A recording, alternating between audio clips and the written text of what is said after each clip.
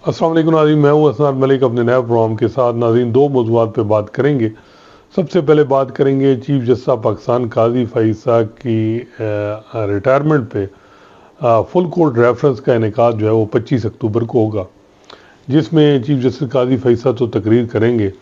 उसके बाद attorney general, supreme court bar के सदर, पाकिस्तान बार कौंसिल के वाइस चेयरमैन और चीफ जस्टिस जो फ्यूचर के हैं वो, और ये भी आपको हैरानगी होगी, ये ज़ाहिर बात है हैरानगी है कि एक तरफ जाने वाले चीफ जस्टिस की तकरीब के ऐलान यानी उस पर लेटर सर्कुलर जारी हो गया, लेकिन आने वाले चीफ जस्टिस का अभी तक नोटिफिकेशन हुकूमत की तरफ से नहीं हुआ। इससे बड़ी मेलाफाइड हुकूमत की क्या हो सकती है? इस ग्राउंड पे ही ये जो आईनी तरमीम ला रहे हैं ये स्ट्राइक डाउन हो सकती है कि एक चीफ जस्टिस जो है, जो 2009 से जो है उसने ओहदा संभाला हुआ है, जस्टिस मंसूर अली शाह, जो यानी सीनियर पूरी जज चीफ जस्टिस, तो अभी उन्होंने नोटिफाई नहीं किया, उनकी राह में रुकावट डालने के लिए क्या कुछ कर नहीं रही है हुकूमत। और इसी ग्राउंड पे ये जो है ना, ये अमेंडमेंट जब आएगी तो इंडिपेंडेंस ऑफ जुडिशरी पे किस तरीके से अटैक किया गया, क्या मेलाफाइड इंटेंशन थी, यही ग्राउंड काफ़ी है मेरा ख्याल है कि जो जितना डिले किया जा रहा है। एक तरफ जब अपना हम ख्याल चीफ जस्टिस था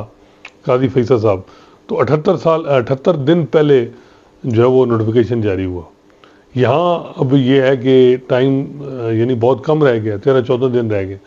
और एक तरफ सुप्रीम कोर्ट में जो है फेयरवेल, जो चीफ जस्टिस काजी फ़ैज़ को आंदर में जो फुल कोर्ट रेफरेंस, उस पे बाकायदा जो है वो सुप्रीम कोर्ट बार को भी खत लिख दिया गया है। सुप्रीम कोर्ट बार 24 अक्टूबर को खाना दे रही है। चीफ जस्टिस काजी फ़ैज़ ने रजामंदी का इजहार कर दिया, और वो यानी जो इसके अलावा भी यानी ये कहा गया कि जी जो तकरीर आपने करनी है वो पहले दे दें, जो सुप्रीम कोर्ट बार के सदर ने, ये भी उनको कहा गया।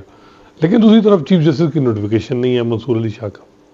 तो ये अब जो है ये आप इससे अंदाज़ा लगाएं कि मंसूर अली शाह जो हैं वो अभी तक कोई उनकी सिचुएशन सीनियर पुनी जज के तौर पे हैं, कोई चीफ जस्टिस डिजिग्नेट नहीं है वो। तो इसके अलावा जो चीफ जस्टिस काजी फ़ैज़ हैं वो फुल कोर्ट रेफरेंस तो उनकी ऑनर में जो हो रहा है वो, उसमें वो ज़ाहिर बात है सुप्रीम कोर्ट बार के सदर ने भी उनकी तारीफ़ करनी है, अटारनी जनरल ने भी तारीफ़ करनी है, पाकिस्तान बार कौंसिल के वाइस चेयरमैन ने भी बहुत तारीफ़ करनी है कि काजी साहब, क्योंकि काजी साहब ने आजम जो फ़ारूक नाइक साहब हैं वो इस वजह से तारीफ़ करेंगे कि भुट्टो रेफरेंस डिसाइड किया। हुकूमत इस वजह से तारीफ़ करेगी कि हुकूमत का जो निज़ाम है, ये जो मौजूदा हुकूमत बनी हुई है, ये काजी फ़ैज़ साहब की खिदमात की वजह से बनी है, वो इस वजह से तारीफ़ें करेंगे। बाहर वैसे ही चीफ जस्टिस काजी फ़ैज़ साहब क्योंकि हुकूमत की प्रो है यानी, तो वो उन्होंने करना है। अटारनी जनरल जो है ज़ाहिर बात है वो उन्होंने भी जो है वो उनको तारीफ़ें करनी है, जो उन्होंने माजी में इकदाम किए, लाइफ टाइम डिस्क्वालिफिकेशन ख़त्म की नवाज शरीफ साहब की, और जो क्रिटिकल तकरीर अमूमन मेरा नहीं ख्याल उनकी हो। इवन मंसूर अली शाह जो हैं वो अगर चीफ जस्टिस के तौर पे नोटिफिकेशन हो जाता है, वो भी नहीं करेंगे कि जाने वाले चीफ जस्टिस जाते हुए जज के साथ क्या किया जाए। हालांकि काजी साहब ने जो कुछ किया, मैं समझता हूँ कि मंसूर अली शाह साहब से ज़ात से कम, लेकिन इस इंस्टीट्यूशन के साथ जो किया है, मेरा ख्याल है कि वो इंस्टीट्यूशन इतना वीक कर दिया है काजी साहब के जाते जाते कि ये अब उठ भी नहीं पाएगा। ये क्या हुकूमत जो इस वक्त अदलिया के साथ कर रही है, उसकी वजह क्या है? वजह ज़ाहिर बात है चीफ जस्टिस काजी फ़ैज़ हैं, पहले 6 जजेस ने ख़त लिखा, उसको जिस तरह डील किया, 12 जुलाई में जो रिज़र्व सीट का मामला था उसको जिस तरह काजी फ़ैज़ साहब ने डील किया, और उसके बाद देखें ना, इसमें अल्टीमेट अदलिया कमज़ोर हुई। अदलिया के फ़ैसलों पर सुप्रीम कोर्ट के मिनॉरिटी जज कहते हैं जी जो फैसला गैर आईनी है उस पर अमल दरामद के इदारे पाबंद नहीं है। ये किस तरह लिख दिया? काजी फ़ैज़ साहब ने वो इलेक्शन कमीशन को क्लैरिफिकेशन एक एप्लीकेशन की देते हैं, उस पर रजिस्ट्रार के ज़रिए 9 सवालात उठा दिए। ऐसे लग रहा है कि वो कोई रिव्यू दायर कर रहे हैं। वो उस 14 सितंबर के गलबन के 13 सितंबर की क्लैरिफिकेशन जो इलेक्शन कमीशन को दी कि देखिए जो ये पीटीआई के जो कैंडिडेट हैं ये पीटीआई के हैं, सिर्फ आपने इनको जो है वो नोटिफिकेशन जारी करना है और कोई नहीं करना। तो उस पर भी काजी साहब ने जो किया, तो मेरा ख्याल है कि जैसे वो जा रहे हैं जैसे सुप्रीम कोर्ट से, कोई यानी इंस्टीट्यूशन के लिए कोई अच्छा काम नहीं, मेरे ख्याल में इंस्टीट्यूशन को वो मजबूत करके नहीं जा रहे हैं बल्कि कमज़ोर करके जा रहे हैं। डिवीज़न ज़्यादा है। हालांकि बंदियाल साहब से उनके पर्सनल जो भी लड़ाई थी वो रिटायर हो चुके थे, एजाज लहसन चले गए थे, मज़ार नकवी चले गए थे। अब क्यों वो मंसूर अली शाह जिन्होंने माजी में उनका साथ दिया, उनके साथ उनके मामलात उस तरह नहीं है, ठीक नहीं है। खैर काई साहब जो हैं वो जा रहे हैं, लेकिन मैं समझता हूँ कि अभी भी वो गेम का हिस्सा है, गेम में वो आ सकते हैं। अगर फेडरल कॉन्स्टिट्यूशन कोर्ट बनती है, ये सबको पता है कि वो चलेगी तब जब काजी फैसा ही उसके सरबराह होंगे, इसके अलावा वो चलना मुश्किल है। और मौलाना फजल रहमान को कोशिश करने की जा रही है कि उनको मनाने की, मुख्तलिफ लोग भेजे भी जा रहे हैं उनकी तरफ, और वो यही बज़ाहिर ये लग रहा है कि काजी साहब, ताकि हालांकि काजी फैसल साहब ने जो प्रोटोकॉल मौलाना फजल रहमान को दिया वो किसी को नहीं दिया। भुट्टो रेफरेंस ख़त्म करके पीपल्स पार्टी खुश, नवाज शरीफ की नायली ख़त्म करके नून लीग खुश, मुबारक सानी में जो मौलाना फजल रहमान को प्रोटोकॉल दिया वो बहुत खुश। लेकिन मौलाना फजल रहमान पोजीशन ले चुके कि जाने वाले चीफ जस्टिस को एक्सटेंशन नहीं देनी चाहिए, निज़ाम के लिए बेहतर नहीं है। लेकिन फेडरल कॉन्स्टिट्यूशन कोर्ट के चीफ जस्टिस के लिए एक तरफ फारूक नायब, देखें ना, कलीमुल्लाह से सलीमुल्लाह गेम खेल जा रही। फारूक नायब साहब एक ड्राफ्ट बनाते हैं, कहते हैं जी कि जो रिटायरमेंट एज है फेडरल कॉन्स्टिट्यूशन कोर्ट के जज की वो 68 साल हो। अब आदम नज़ीर तड़ला मिस्टर कहते हैं जी हम तो बार की जो सजेशन है उनको अहमियत दे रहे हैं। अब बार कौन है? फारूक नायक साहब, वो सेंटर किसके हैं? पीपल्स पार्टी के, और उसको अहमियत ये दी जा रही है आदम नज़ीर तड़ला साहब की तरफ से। तो ये सारी चीज़ें गठजोड़ से ही हो रही हैं, जो भी हालात हैं। अब इसमें जो है वो चीफ जस्टिस काजी फैसल तो यहाँ से तो चले जाएंगे, लेकिन फेडरल कॉन्स्टिट्यूशन कोर्ट में जाने क्या है अभी आप ये नहीं कह सकते कि वो बिल्कुल नहीं। मुझे लग रहा है कि वो सामने जो चीज़ें हैं, अगर फेडरल कॉन्स्टिट्यूशन कोर्ट बनती है तो फिर तो वो ही होंगे, लेकिन उसके चांसेस अब कम हैं। एक बात अलग है कि उनके हवाले से जो बहुत से पावरफुल सर्कल्स हैं उनकी तरफ से भी ये है कि काजी फैसल साहब प्रेडिक्टेबल नहीं है। वो किसी टाइम पे भी ये नहीं है कि वो प्रेडिक्टेबल जी फैसला कोई जो भी, लेकिन उनके अप्रोच चेंज हो सकती है, तो इस वजह से भी एक मामला आ रहा है।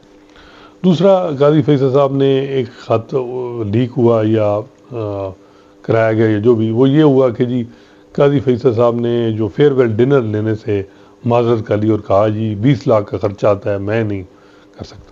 अच्छी बात है, चीफ जस्टिस काजी फैसल ने ख़र्चे की बात पब्लिक एक्सचेकर, लेकिन एक प्रैक्टिस है कि चीफ जस्टिस जो डिजिग्नेट है वो देता है। काजी फैसल जजेस की फैमिलीज भी होती हैं, बेहतर होता कि ये डिनर फिर भी वो ले लेते, एक प्रैक्टिस है।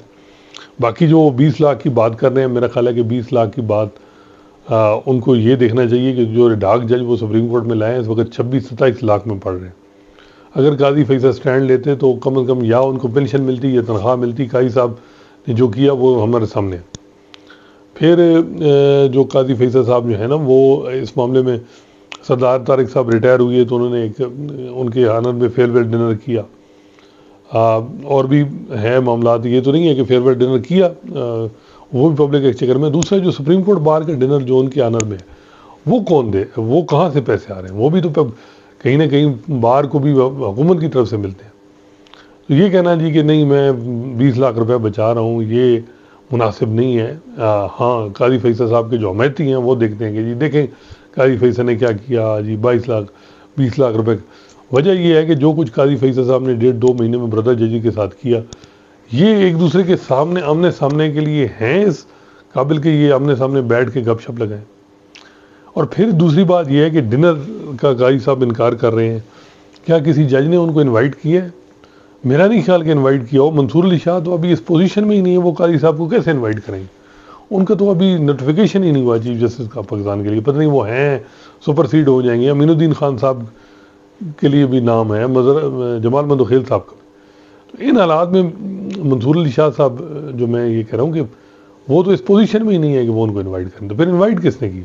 खुद ही एक लेटर जो है वो हुआ। फिर उसके बाद वो अलग बात है कि सुप्रीम कोर्ट के अंदर वर्किंग होती है कि जी जज जा रहा है वो उससे होता है, लेकिन मंसूर अली शाह को वो एड्रेस भी था, अटॉर्नी जनरल को भी था, लेकिन मंसूर अली शाह के पास तो अभी चीफ जस्टिस भी नहीं बने, उन्होंने कैसे इन्वाइट की? तो ये एक है अजीब ही सूरत हाल। तो मेरा ख्याल है कि वो डिनर ना लेने की वजह जो है, एक तो ये है कि जो कुछ इनके तलखियाँ रही हैं जजेस में, तो फैमिली समेत सारा इकट्ठा होना, ये कोई मुझे लगता है इससे अवॉइड किया गया कि ये मामला नहीं है।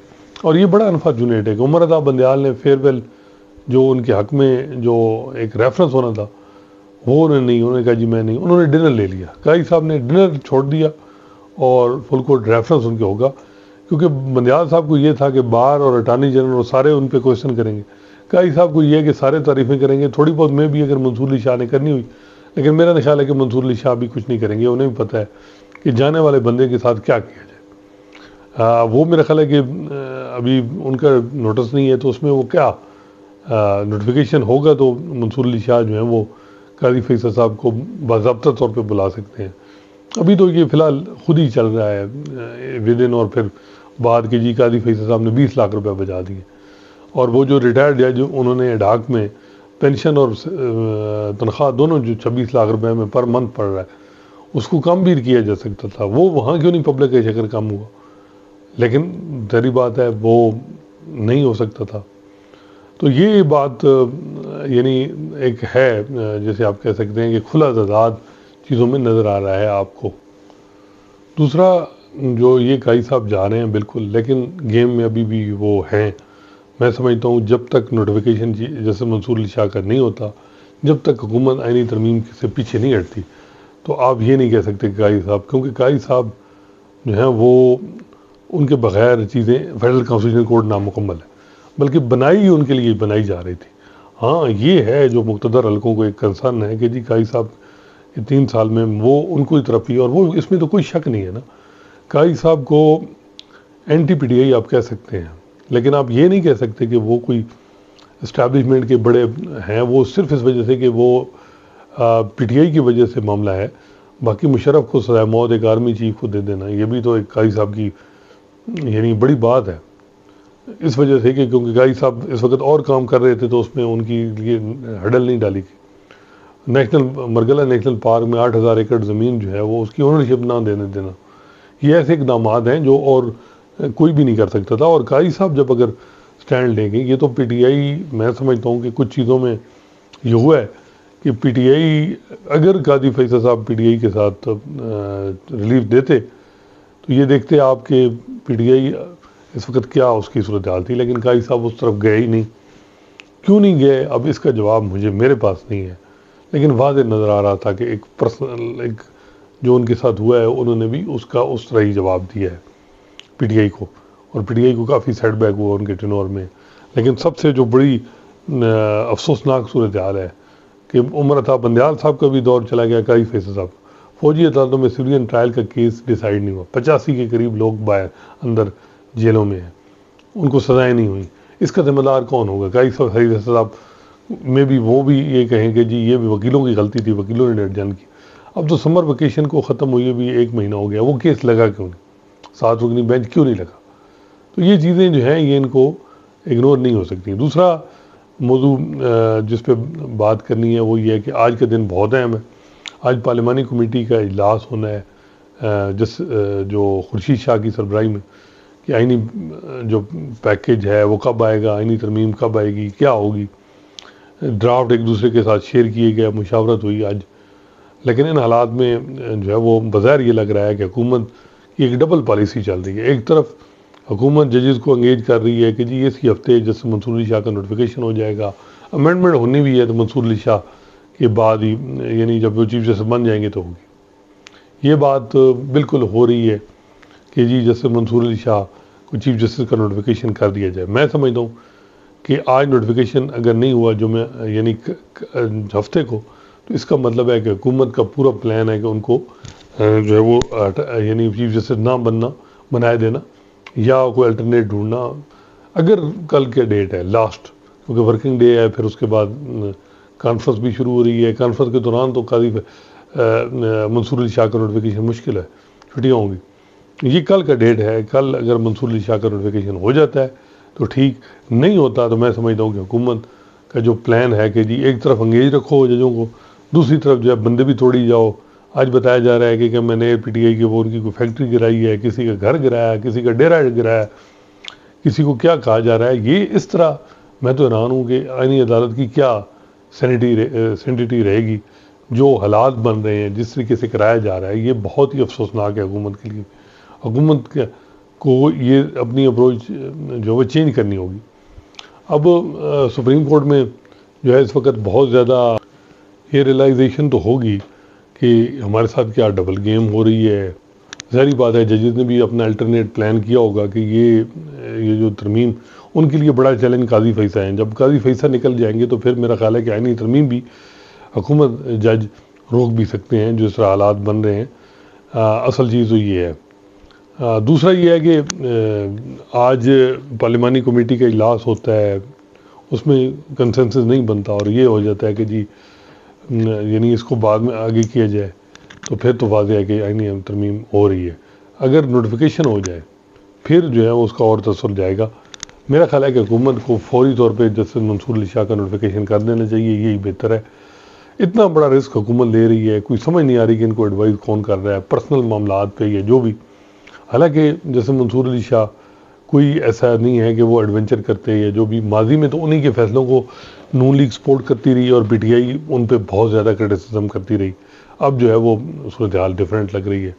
तो आज का दिन जो है वो जब ड्राफ्ट चेंज होंगे, जैसे मौलाना फजल रहमान का रोल बहुत इंपॉर्टेंट है, वो क्या करते हैं, मेरा ख्याल है कि वो यही है कि आईनी बेंच बना दें। आईनी जो कोर्ट है उसकी ज़रूरत नहीं है, जिस तरह कामरान मुज़्ज़र साहब भी कह चुके हैं, उसका यही उनका है कि जी आईनी बेंच बनाएं और वो मुनासिब एक सजेशन है अगर उसको माना जाए।